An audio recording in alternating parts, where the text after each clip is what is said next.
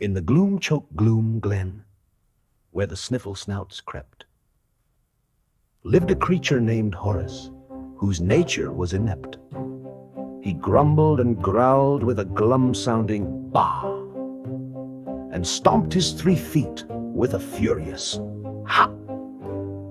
His Sniffle-Snout children, all wobbly and wee, would whimper and hide by the gloomberry tree.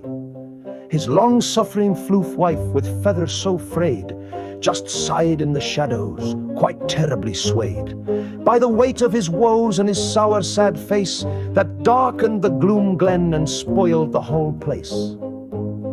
One murky midnight, when the moon wore a frown, Horace tripped on a root with a terrible sound. He landed ker-plop by a murky green mere and stared at his image, reflecting back clear. He saw his 3 eyes, all squinty and mean, his mouth like a crack where no niceness was seen, his humpedy back and his knobby knee legs, all pointed to grumpiness like rotten old eggs. "Good heavens," cried Horace, his voice a strange squeak. "Is that the grim creature that makes my Floof weak, that frightens my sniffles and darkens our days? Oh, the horror of Horace and his miserable ways." A shudder went through him, a cold, clammy fright. He saw all the gloom he had brought to the light of his poor little family, huddled in fear. A single sad tear, like a gloom drop, fell near.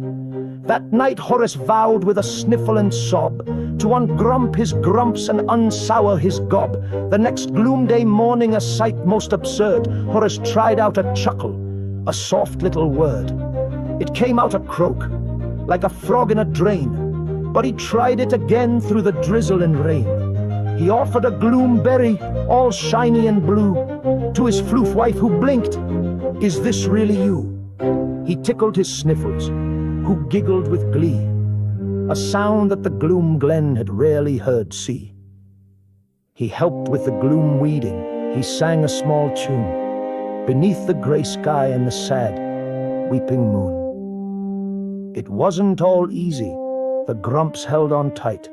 Some days he'd still bellow with all of his might. But slowly, so slowly like moss on a stone, a new kind of Horace began to be known. His eyes lost their squint, his mouth softened and wide, a smile like a sunbeam he couldn't quite hide. The sniffles played freely, no longer in dread, and his Floof-wife sang songs as they lay in their bed.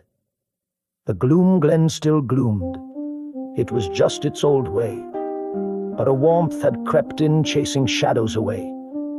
For Horace had learned, in the muck and the mire, that a change in your heart sets a whole world afire.